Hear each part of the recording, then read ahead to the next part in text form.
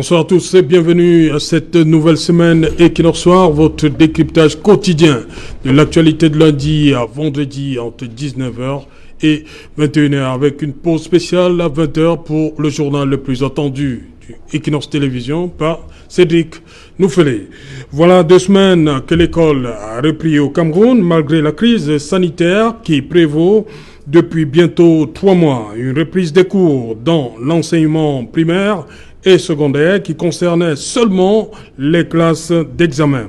L'enseignement supérieur, lui aussi, a repris il y a 15 jours. Une décision gouvernementale, on s'en souvient, qui n'avait pas fait l'unanimité. Des parents et syndicats d'enseignants avaient émis quelques réserves quant à l'opportunité d'une telle décision. Que quelques jours auparavant, le ministre de la Santé publique reconnaissait lui-même que le pays entrait dans une phase compliquée de la pandémie. Si le gouvernement avait pour le 1er juin pris un ensemble de mesures utiles et nécessaires visant à rendre disponible à l'entrée des établissements scolaires des kits sanitaires requis, les élèves, quant à eux, sont depuis 2 semaines au rendez-vous après cette longue période d'arrêt aux conséquences diverses sur plusieurs niveaux, madame, monsieur. Tout à l'heure, donc, à 20h, c'est la grande édition d'information, je vous l'ai dit, qui vous sera présentée une fois de plus par Cédric Nouffelé. Tout de suite, après, ce sera le débrief du journal et tout de suite, le fait du jour.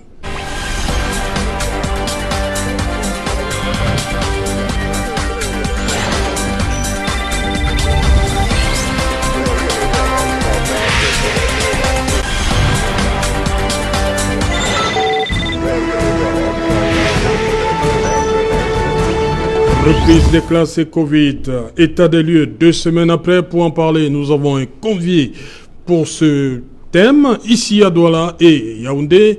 Nous commençons par Douala. Bonsoir et bienvenue maître Achille Ledio. Bonsoir, bienvenue. Bonsoir mon cher Serge, bonsoir au panel, bonsoir également à tous les fidèles inconditionnels de cette tranche horaire qui nous regardent actuellement. Bonsoir, salutations militantes à tous les camarades SDF qui nous regardent actuellement.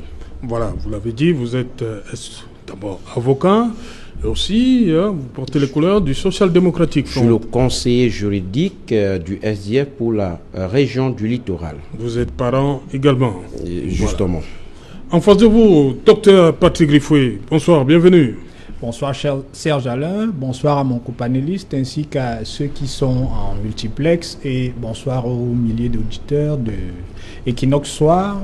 Je voudrais profiter de cette occasion pour présenter mes condoléances à la famille des mélomanes camerounais parce que là, nous avons 2 voix qui se sont tues, Claude Ndam et Guy à la route et ce sont 2 voix qui ont porté haut la culture camerounaise qui s'en vont comme ça.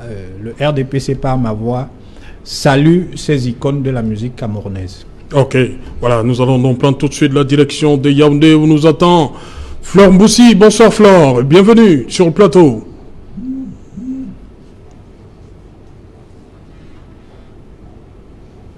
Bonsoir Flore. Bonsoir à vos téléspectateurs et à vos différents invités. Voilà, Flore aussi. Oui, allez-y, Flore. Bonsoir à vos téléspectateurs. Voilà, on va également dire bonsoir à Raoul Lemopi. Lui, il est ici à Douala, dans le 3e arrondissement.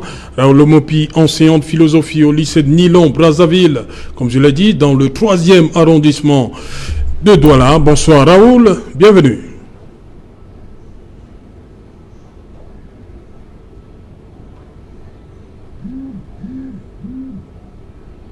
Voilà, des petits soucis. Voilà, dites-moi, maître Achille Ledio, 2 semaines déjà, est-ce que les parents n'avaient pas... Il y a des parents qui ont eu peur de cette reprise. Est-ce que c'est le même sentiment aujourd'hui, 2 semaines après? Ben voilà, il faut dire que si le sentiment de peur qui gagnait tous les parents à la reprise des classes reste le même. Il faut tout de même reconnaître que ce n'est plus avec la même amplitude. Mais ce qui a lieu de dire ici maintenant, c'est que cette reprise des cours, pour moi personnellement, je l'ai trouvé comme étant un possible suicide collectif de la part de nos enfants. Parce qu'en réalité, voyez-vous, les causes qui ont milité pour la suspension, la fermeture des établissements, ces causes n'étaient pas élucidées.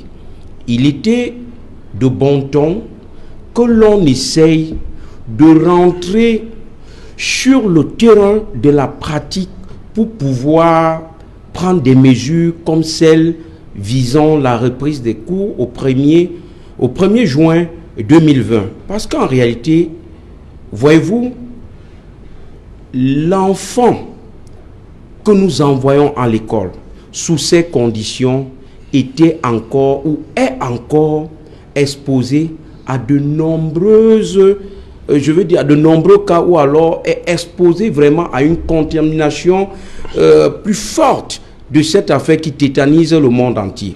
Je vais prendre des exemples simples pour qu'on l'on comprenne. De la maison jusqu'à l'établissement, l'élève doit tour à tour faire ce casse-tête des stations de taxi dans lesquelles aucune mesure n'est plus observée. Avant, on a demandé le port du masque était obligatoire. Hein. Mais allez regarder. Nous sommes sur le terrain.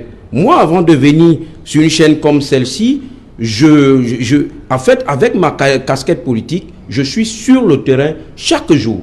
Il n'y a plus de mesures barrières véritablement observées dans les stations de taxi et à l'intérieur même, je veux dire à bord des taxis, c'est une autre chose. C'est la formule du 4-2, 2 devant, 4 derrière. Nos enfants sont obligés de faire avec. Arrivé à l'établissement, il y a cette fameuse affaire de pause que moi je trouve toujours comme étant des situations dans lesquelles l'enfant est exposé. Le surveillant général ou alors le responsable d'établissement ne peut pas véritablement vous dire qu'il contrôle les enfants durant les pauses. J'ai fait quelques établissements de Douala 2e et de Douala 3e. C'est encore très bien parce que j'ai suivi, il y a un enseignant du lycée d'Orpassi, c'est ça? Oui. J'ai fait le tour de cet établissement. Je vous dirais que, sincèrement, c'est pas de gaieté de cœur. Je me demande, quel est cet enseignant de philosophie, par exemple, programmé pour 4 heures de cours, qui peut tenir ces 4 heures de cours avec le cache-nez? Je me demande, quel est cet enseignant d'histoire-géographie qui peut supporter de dispenser les cours 2 heures de temps avec ce cache-nez? Ça, c'est du côté des enseignants. Et la liste est longue. Le chapelet est assez grand pour les grainer. Comment est-ce que... Vous dites 4 heures de philosophie. Oui, il y a les... C'est dans 2 classes différentes, non? Non. Comment ça? On vous programme, ça dépend des programmations et de la disponibilité des enseignants. Oui. La philosophie en terminale A, on peut vous programmer 4 heures de suite. Nous l'avons fait. 4 heures de suite.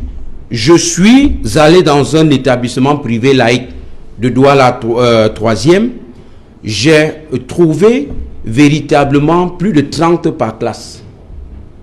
Alors que les mesures du gouvernement disent 24 par classe. Je ne veux pas citer cet établissement, mais ils me regardent et ils savent que j'étais dans leur établissement.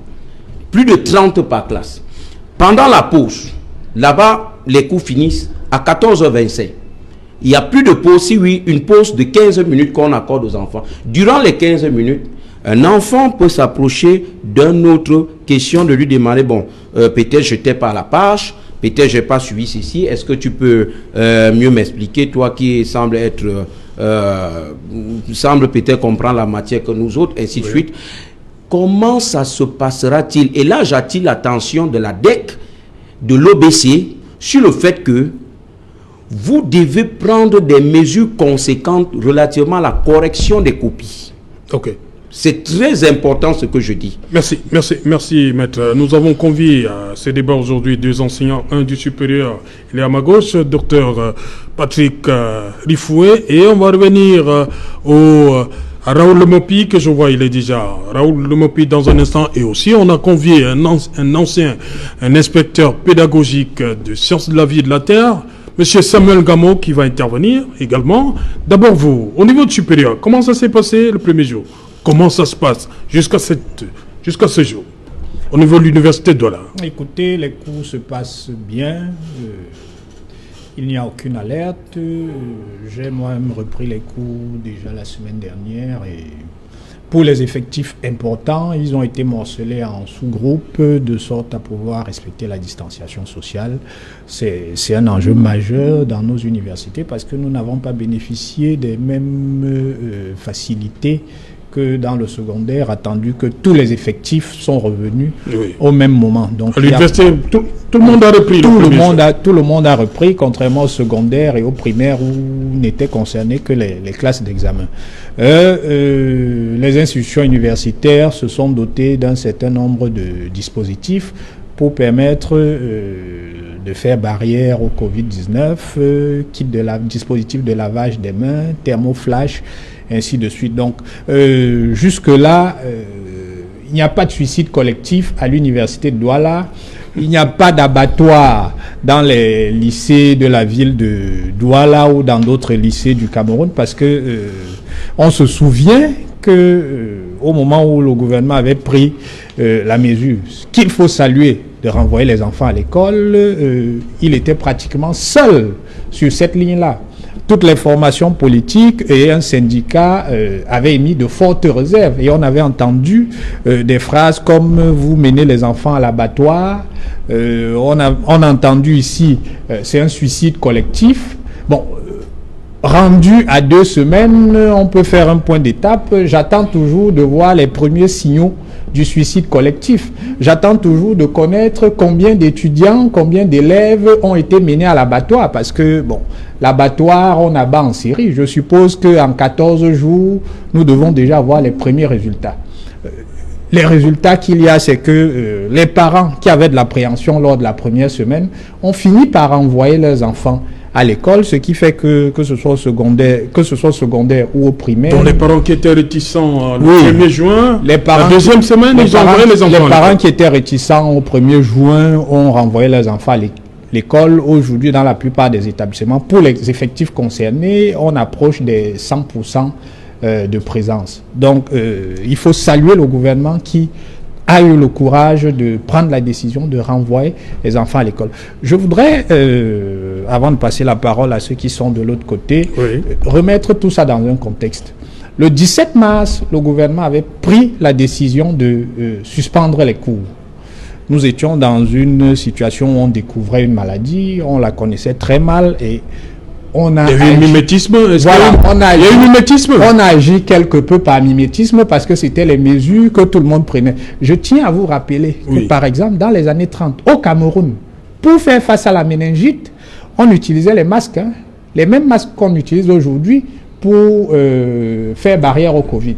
Personne ne ferait ça aujourd'hui. Mais dans la situation, le 17 mars, on pensait que les enfants étaient les principaux vecteurs de la maladie, bien qu'étant assez choisi en responsabilité. Les super comptables. Il y a un trajet pour arriver à l'école. Je suis d'accord avec lui. Sauf que les enfants qui restaient à la maison n'étaient pas cloîtrés chez eux.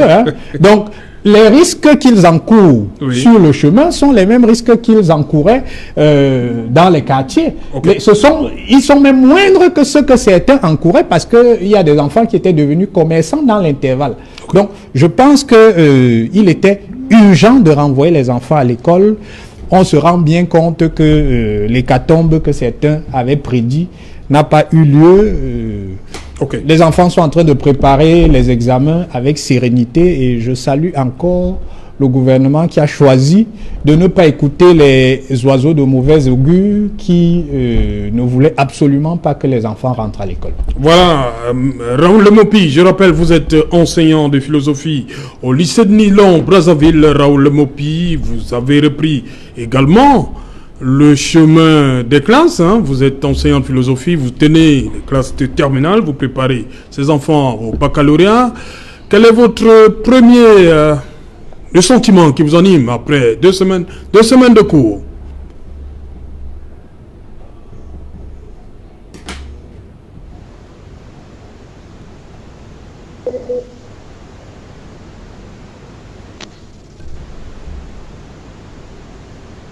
Alors,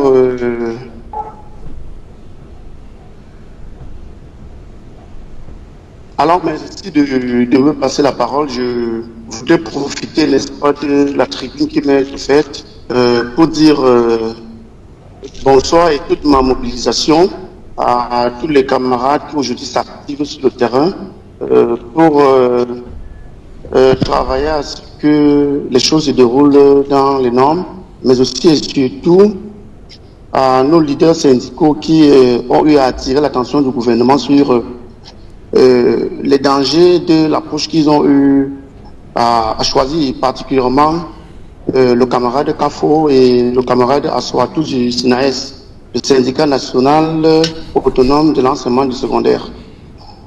Serge, vous allez me permettre aussi de dire toutes mes condoléances à la famille du collègue Onana du lycée bilingue de Komdombo qui est décédé ce matin. Certains parlent, n'est-ce pas, du Covid-19. Et à notre petit niveau, on peut se dire que la mort d'un enseignant est une mort de trop. Parce que, voyez-vous, nous avons eu à travailler sur ce plateau, sur Equinox Télévision, pour alerter l'administration sur les risques qu'il y a, n'est-ce pas, à organiser cette rentrée scolaire précipitée à partir du moment où plusieurs conditions de sécurité n'ont pas été prises. Je voudrais justement m'interroger pour essayer de savoir, parce que dans toutes les guerres, il y a les dégâts et parfois les dégâts collatéraux qui payent la facture du collègue qui vient de décéder. Une famille scolaire éprouvée, il laisse des orphelins, mais il laisse aussi une veuve. Dans l'armée, on sait exactement que quand un soldat meurt, il y a des dispositions particulières qui sont prises pour nous demander, nous, les syndicalistes, et quelles sont les conditions qui sont prises lorsqu'un enseignant, un combattant de la CRE, tombe, n'est-ce pas, sur le théâtre des opérations. Le responsable du SDF sur le plateau a commencé un déroulé sur lequel je ne voudrais plus revenir. Je voudrais simplement apporter un peu de l'eau à son moulin pour faire comprendre à nos nombreux téléspectateurs et à nos dirigeants qui parfois nous suivent sans nous écouter qu'au départ, les choses avaient été prévues pour que nous fassions un mois de cours. Et aujourd'hui, vous savez que avec la publication du nouveau calendrier des examens, on se retrouve en train de faire relativement 2 mois de cours. Si en une semaine, on peut tirer un coup de chapeau aux différents collègues qui sont les responsables d'établissements qui ont œuvré à maintenir les mesures de sécurité, les mesures barrières, on peut toutefois s'indigner que pour cette deuxième semaine, les mesures de sécurité sont fondamentalement bafouées. Je prends à témoin le DDES, le délégué départemental des enseignements secondaires du littoral, qui aujourd'hui a fait une descente au site bilingue de Soutiko, c'est à Douala, pour rappeler exactement les dangers qu'il y a à baisser les bras face à cette pandémie qui silencieusement et fort sauvagement décime les familles. Je suis un peu outré du discours que tient l'enseignant de l'université. Peut-être c'est les consignes de son parti, que l'hécatombe qui avait été prévu ne soit pas arrivé à son terme. Question liée au Covid, Serge Alontou, non rien à voir à un accident de la circulation dans lequel on peut dire qu'il y a eu 30 morts, il y a eu 32 morts spontanément Ce sont, n'est-ce pas, des questions qui ont des conséquences ou bien des impacts qu'on peut évaluer à long terme. Moi, je voudrais simplement dire, et vous le savez, pour cette deuxième semaine des classes, il y a un relâchement systématique des mesures barrières. J'enseigne au lycée Bilet de Nilon-Brazzaville. J'ai visité plusieurs autres lycées, que ce soit le lycée de Makepe, que ce soit le lycée de Yac, que ce soit les collèges environnants au lycée Bilet de Nilon-Brazzaville. J'ai remarqué qu'il y a comme une sorte de lassitude des élèves à se trouver dans une situation relativement inconfortable, surtout que il y en a, je vais le dire pour le regretter, certains enseignants et aussi certains leaders de la société civile, des partis politiques qui diffusent des informations selon lesquelles la pandémie de Covid-19 n'est rien d'autre qu'une stratégie que les multinationales pharmaceutiques ont eu à mettre sur pied, n'est-ce pas, pour vendre leurs médicaments. J'ai publié sur ma page Facebook une information dans laquelle je demandais clairement où sont les primes de risque des enseignants qui au quotidien, n'est-ce pas, sont heurtés à cette difficulté. Jusqu'à présent, je n'arrive pas à avoir de solution. Pour aller vite, parce qu'il y a d'autres collègues, d'autres panélistes qui vont intervenir sur la question. SINAES et de concert avec les autres associations intersyndicales qui réfléchissent sur les questions de l'éducation, nous nous sommes clairement dit que la reprise des classes voulue et souhaitée par le gouvernement du Cameroun contre la volonté de la société civile qui travaille dans les questions liées à l'école devrait plutôt être un prétexte qui leur a donné de procéder à un test massif dans ce domaine, de manière à ce qu'on ait une lisibilité sur le taux d'infection et que systématiquement on prenne en charge les enseignants ou bien les collègues, les élèves qui sont, n'est-ce pas, infectés par le Covid-19. Mais aujourd'hui, je ne veux pas entrer dans cet aspect-là, mais quand même pour évoquer qu'à Marois, dans l'extrême nord, on a eu une information dans ce sens. Peut-être faudrait-il que les journalistes, qui sont les historiens, n'est-ce pas, du quotidien, essayent de regrouper pour savoir si les informations qui ont été véhiculées par rapport à un test qui s'est déroulé là-bas, le nombre de contaminés, sont effectifs. Mais dans tous les cas, je me dis que si on prend les enseignants au sérieux, on doit aussi être en mesure de définir les mécanismes institutionnels permettant de prendre en charge, que ce soit les enseignants, les élèves, ainsi que les orphelins ou bien les veuves du Covid-19. Je ne peux pas finir. Serge, vous allez me permettre, ça, vous ne m'avez jamais rien refusé. Je ne peux pas finir sans insister aussi sur le fait que le travail que font les médias au quotidien est un travail pertinent parce que dans tous les cas, on parvient à relayer, n'est-ce pas, les causes des autres professionnels perdus. Voilà, on va rester avec ce décrochage. On va tout de suite aller à Yaoundé pour d'abord prendre Florent Moussi. Vous avez suivi le représentant, l'enseignant de l'université de Douala, le docteur Rifoué, sur ce plateau. Il dit qu'il n'y a pas... On a annoncé un suicide collectif, on a annoncé que les enfants, on les envoyait à l'abattoir. 2 semaines après, pour lui, il semble satisfait. Flamboussi, votre avis là-dessus? Alors, Serge Alain, je ne saurais entamer mon propos sans d'emblée dire que, à côté de la Covid-19, il y a un autre virus qui sévit actuellement au Cameroun appelé la répression ou la dictature. Parce qu'au jour d'aujourd'hui, le premier vice-président du MRC, Mamadou Yakubu Mouta, qui est encore incarcéré à la prison centrale de Yaoundé et avec 14 autres militants, n'ont pas été extraits de manière volontaire pour assister à leur procès, ce qui a pour conséquence un énième renvoi, un renvoi de trop. Ça fait assez longtemps que nos militants sont derrière les barreaux, sans qu'on ne nous explique Pourquoi? Sans que le motif légal ne soit clairement établi. Alors, lorsque nous parlons... Flamboussi, je vous en prie, restons dans le sujet. Flamboussi. D'accord, Serge Alain, merci. Maintenant, je vais attaquer le sujet qui nous a réunis ici. C'était juste une parenthèse. Bon, lorsque le représentant du RDPC dit sur le plateau qu'après 2 semaines, tout est au contrôle, tout a été neutralisé, j'ai envie de rire parce que il me vient actuellement une information selon laquelle une étudiante du côté de l'université de Yaoundé 2 serait infectée, aurait été testée positive au Covid-19. Alors j'ai envie de demander au représentant du RDPC sur le plateau que lorsqu'il affirme ça, quelles sont les preuves qu'il a? Est-ce que des tests ont été pratiqués en grande quantité? Est-ce qu'on a testé les élèves et les étudiants? Parce que pour dire qu'on contrôle un virus d'une telle ampleur, il aurait fallu briser la chaîne de contamination. Ce qui n'a pas été fait au préalable au Cameroun. Quand je dis briser la chaîne de contamination, c'est tester massivement les populations et mettre en quarantaine tous ceux testés positifs. Ça n'a pas été fait. Mais vous avez un individu qui s'assoit sur un plateau et dit tout va bien après 2 semaines.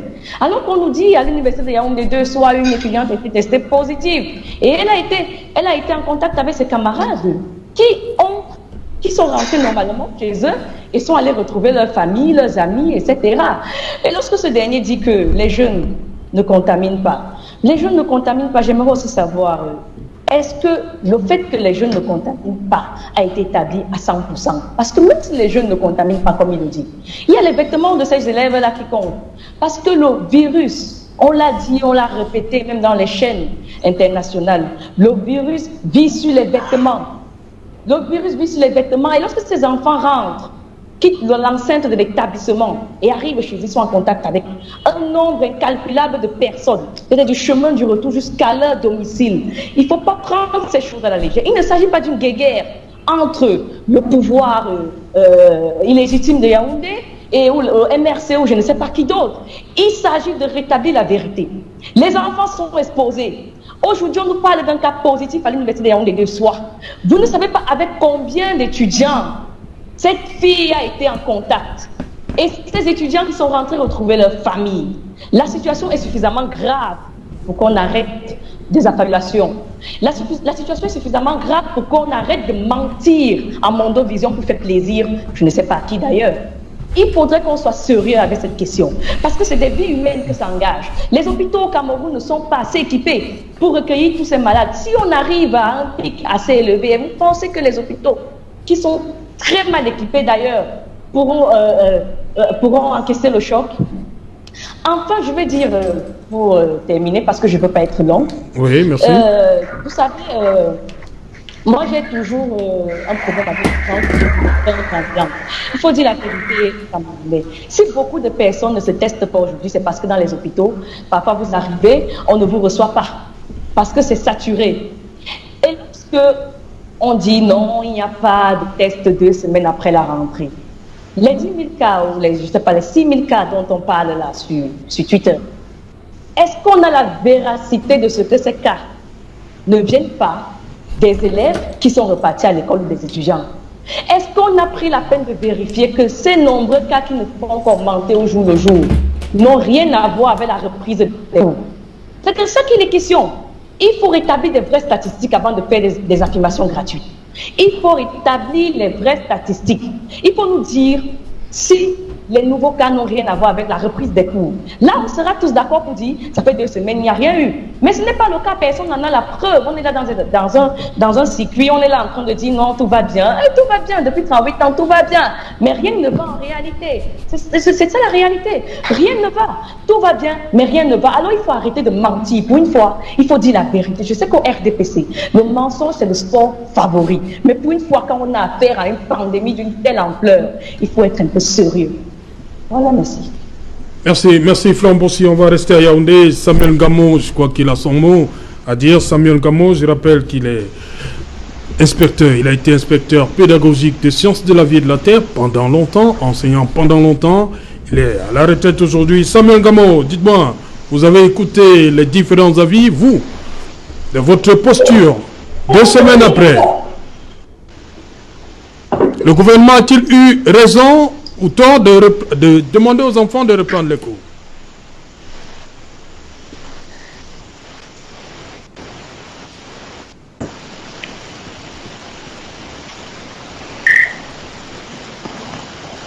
Allô? Allez-y, Samuel Ngamo. Bonsoir, Serge Alain. Oui. Allô? Merci, Serge Alain. Avant de commencer, permettez-moi de vous dire bonsoir et également bonsoir à tous les téléspectateurs qui sont très nombreux d'Equinox. Je voudrais avoir une pensée pour cet enseignant dont je viens de suivre le décès. Chaque fois qu'un enseignant meurt, il s'agit là de la mort d'un créateur, d'un combattant de la craie, et la mort d'un créateur. Vous savez très bien que Dieu a créé par la parole. Les enseignants sont ceux-là qui également créent par la parole. Et lorsque nous annonçons qu'un enseignant est décédé, nous voulons bien commencer par observer quelques secondes de tristesse pour lui. Je voudrais également, avec votre permission, faire observer à l'un de nos invités qui a utilisé les mots tels que suicide collectif, tels qu'abattoir, pour lui faire comprendre tout simplement que je ne pense pas qu'il y ait au Cameroun un seul parent qui ne voulait pas que son enfant aille à l'école. On ne peut pas empêcher à ses parents d'avoir une peur légitime lorsqu'ils ne se rendent pas compte que les conditions adéquates sont réunies pour que les enseignements et les apprentissages se déroulent normalement. Je voudrais également lui dire que nous sommes dans une phase d'évaluation à mi-parcours. Nous ne sommes pas encore dans une phase de bilan. Et il est très tôt pour dire qu'on n'a pas observé des dégâts. Parce que lorsque nous tenons compte du temps d'incubation, il faut toujours être prudent pour ne pas commencer à crier victoire.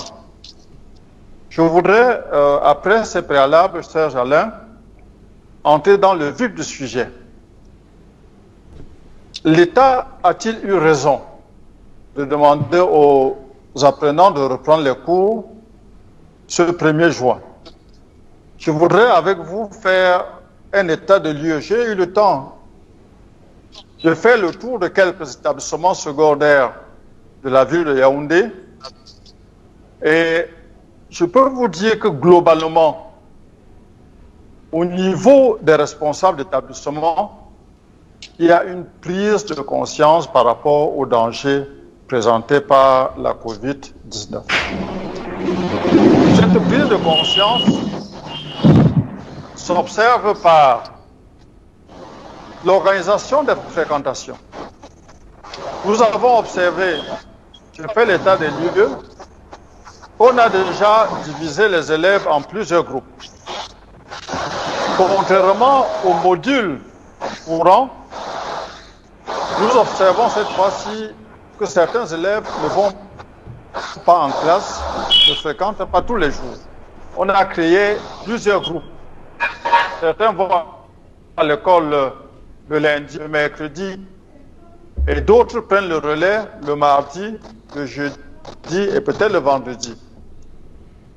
Ce qui a permis de mettre en place toute la batterie des mesures de distanciation. Nous avons observé également pendant l'accueil des apprenants qu'un effort est fait. Qu'un effort est fait pour, par les kits que nous connaissons, les opérations de lavage de mains, de flashage, dans plusieurs établissements, nous avons observé que ce dispositif était fonctionnel. Au niveau des salles de classe, nous avons également observé qu'il y a effectivement une mesure de distanciation qui est mise en application. C'est ainsi que nous n'avons observé aucune classe avec un effectif qui va au-delà de 24. Et maintenant, ce côté chiant pour lesquels nous pouvons donner une note positive et malheureusement présente également le revers de la médaille. Et le tableau sombre que nous avons observé, c'est le comportement de ces élèves pendant le parcours de leur domicile jusqu'à l'école. Il y a une méprise totale des mesures de distanciation. Les conditions de transport jusqu'à l'école font que nous trouvons sur une moto, en dehors du chauffeur, 3 jeunes qui sont assis. Parmi les 3 jeunes, certains portent le masque et d'autres n'en portent pas. À l'école maintenant, pendant les quelques moments de récréation, nous avons observé également que les élèves avaient tendance à perdre ce réflexe. Ce réflexe de distanciation n'est pas encore véritablement installé. Ils avaient tendance à perdre ce réflexe. Nous avons également observé du côté du personnel enseignant, et c'est là où ça devient aussi intéressant, que malgré les conditions difficiles de travail, il y a un effort qui est fait par ces enseignants pour donner le meilleur d'eux-mêmes. Face à ce tableau, nous avons actuellement des interrogations. Ces interrogations sont les suivantes. Par rapport au taux de couverture que nous avons observé pendant les 2 premiers trimestres et par rapport au volume de travail en termes d'apprentissage, vous observez que je ne parle pas en termes d'enseignement, parce qu'il y a un différent fondamental entre enseigner et apprendre. Or, ce qui m'intéresse lorsque je vais dans une salle de classe, c'est pour observer quelles sont les conditions d'apprentissage et non pas quelles sont les conditions d'enseignement. Et lorsque je parle d'enseignement, vous comprenez bien que je parle de l'activité de l'enseignant. Or, lorsque le groupe classe est réuni, l'objectif, ce n'est pas tant le travail de l'enseignant qui compte, mais c'est le travail de l'apprenant qui pour moi est intéressant. Parce que vous le savez très bien, il n'y a pas isomorphisme entre le discours que l'enseignant tient et les activités que mènent les apprenants. C'est pour cela que vous allez voir, lorsque vous observez les taux de couverture de programme, dans tous les établissements, on a fait 100% de taux de couverture. Ça veut dire, pour lui, il a fait ce qu'il devait faire. Il estime qu'il a fait ce qu'il devait faire. Mais lorsqu'on va maintenant, pendant les évaluations sommatives, lors des examens officiels, vous pouvez vous retrouver avec un taux de 40-50% de réussite au BEPC. Je dis bien au BEPC. Ce qui est une catastrophe à l'échelle nationale. Ce qui veut dire que nous mettons beaucoup d'accent sur les enseignements et très peu d'accent sur les apprentissages. Et c'est par rapport à cela que je voudrais interpeller en termes de questionnement maintenant, interpeller les autorités qui gèrent les enseignements secondaires au Cameroun. Pour dire que, à un moment, j'ai été tenté de dire merci la Covid et bienvenue la Covid, parce que j'ai enfin retrouvé la dimension de ce qu'une salle de classe devait être. C'est-à-dire une dimension avec des proportions à la dimension de la gestion humaine. Lorsque j'observe une classe de 24 apprenants, je me dis, voilà un début de condition que les apprentissages soient véritablement efficaces. Or, je m'interroge maintenant. La rentrée scolaire prochaine est à quelques mois de nous. Nous pouvons penser que c'est 2-3 mois, que c'est trop loin, mais justement, c'est pas loin. Lorsque nous observons la courbe d'évolution de la Covid-19, je l'avais déjà dit sur votre antenne, je ne suis pas pessimiste, mais je ne vois pas cette courbe baisser de manière significative avant fin octobre. Merci. Merci Samuel Gamo. On revient à vous. Docteur Rifoué, Oui. il y a des panélistes qui pensent que vous êtes allé un peu trop vite en besogne, hein, parce qu'on a suivi Samuel Gamo tout à l'heure, il y a une période d'incubation. Donc dire aujourd'hui que suicide, vous avez parlé, suicide collectif, abattoir. Voilà. Que c'est un peu trop tôt de dire que, bon, Flamboussi a relevé ce cas au niveau de Yaoundé 2 à soir. Bon, je vais commencer par ce cas. J'ai entendu la plénipotentiaire du MRC prétendre que je mentais. Et pendant qu'elle prétendait que je mentais, elle avance le cas d'un étudiant qui aurait été testé positif à l'université de Soa. Ce qui est soit un ragot, soit une allégation infondée. Parce que à l'heure où nous parlons, il n'y a aucun communiqué du recteur de l'université de Yaoundé 2 qui atteste de l'existence d'un cas. Donc, j'aimerais lui demander de maîtriser son langage. Sur un plateau aussi sérieux que celui-ci, on ne dit pas à son contradicteur, vous mentez. Chez nous, on a l'habitude de dire, ça c'est le langage que tiennent les enfants élevés par les voisins. Je ne pense pas que ce soit son cas, mais il faudrait bien qu'elle soigne son langage. Pour revenir aux observations qui ont été faites, est-ce que le risque zéro existe?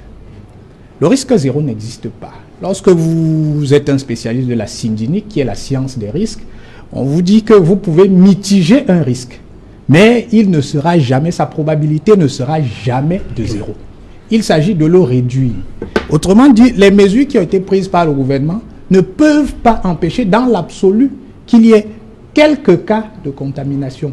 La France qui a repris les cours dans 11 établissements, qui a déjà repris. Qui a repris. Là, c'était sur la base du volontariat. Oui. À partir du 22, c'est obligatoire. À partir du 22, c'est obligatoire. Mais même sur cette reprise-là, il y a 11 clusters qui ont été découverts dans les établissements là-bas. Ils n'ont pas arrêté pour autant. Ils ont continué dans cette logique-là. Parce que ce que les gens doivent bien comprendre, c'est que nous devons apprendre à vivre avec la Covid-19. Alors, est-ce qu'il fallait, le sachant désormais, ce qu'on ne savait pas le 17 mars, ce qu'on ne savait pas en février, il n'y a aucune garantie qu'on ait un vaccin d'ici la fin de l'année. L'horizon à partir duquel cette pandémie disparaîtrait, nous ne connaissons pas cet horizon. Alors, est-ce qu'on va laisser les enfants à la maison parce qu'il y a le risque, parce qu'il n'y a pas de, il y a zéro risque? Non, ce n'est absolument pas responsable. Est-ce que vous comprenez un peu? On a reçu, Patrick Griffon, on a reçu des gens ici. Beaucoup de Camerounais n'ont pas compris que c'est au moment où le chiffre augmente. Voilà que, contrairement aux autres pays qui avaient connu le pic et que la courbe était descendante. Effectivement. C'est ça qui... Effectivement, je crois que les gens ne comprennent pas. Au 1er mai, nous étions à 1731 cas déclarés. À ce jour... Prenons même le 17 mars, lorsque le Premier ministre fait... Au 17 mars, on avait moins de 100 cas déclarés. Voilà. Donc, à ce jour, nous sommes à 9864 cas. Oui. Donc, il y a eu une augmentation de près de 8000 cas en un mois, 15 jours. Oui. Seulement, qu'est-ce qui s'est passé entre-temps? Entre-temps, le Cameroun a amélioré sa capacité de testing.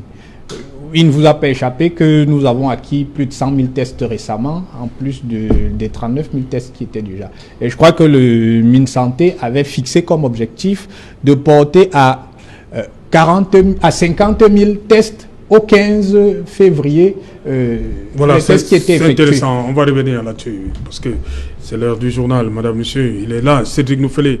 Bonsoir Cédric, au menu ce soir. Bonsoir Serge Alain, bonsoir à vos invités. Ce soir, nous lèverons un pan de voile sur l'identité de ces personnalités qui font leur entrée au sein du Conseil supérieur de la magistrature. Ça bouge au sein de cette instance avec la nomination de nouveaux membres titulaires et l'arrivée d'un nouveau secrétaire du Conseil supérieur de la magistrature. Qui sont-ils? Quel est le rôle de cette instance dans la magistrature au Cameroun? Nous en parlerons dans le journal de 20h. Nous évoquerons un sinistre qui touche le lycée de Mora, à l'extrême nord du Cameroun, victime de violents orages.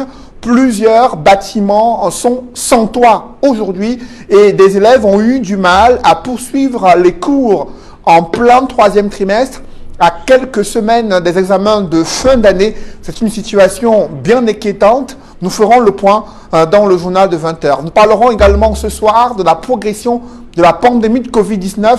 Le Cameroun pourrait franchir la barre des 10 000 cas positifs de Covid-19 dans les toutes prochaines heures au regard des dernières statistiques concernant la situation épidémiologique. Nous en parlerons dans le journal de 20h. Et ce soir, Equinox entame une série de reportages réalisés sur les difficultés d'accès à l'eau potable à travers le triangle national.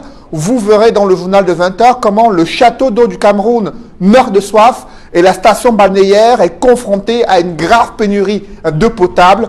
Comment en est-on arrivé là? Que sont devenus ces projets de modernisation, de production et de distribution de l'eau au Cameroun? Nous ferons le point ce soir. C'est Jalin. Cédric Noufelet, vous dites le château d'eau meurt de soif. C'est la région de l'Adamawa, baptisée Château d'eau du Cameroun, qui meurt de soif. Vous en verrez les illustrations dans le journal de 20h avec les difficultés que rencontrent les populations pour avoir accès à l'eau potable. Elles sont contraintes d'aller vers d'autres sources d'approvisionnement et là, il y a de nombreux dangers qui les guettent sur les conditions de santé de ces populations. Voilà, madame, monsieur, c'est donc l'essentiel du journal de Cédric Noufelet. En détail dans un instant, un court instant. Ce sera donc dans quelques instants le journal de Cédric Noufelet, le journal le plus attendu. N'oubliez pas, madame, monsieur, c'est donc la fin de cette première partie Equinox Soir. On se retrouve après le 20h de Cédric pour Equinox Soir.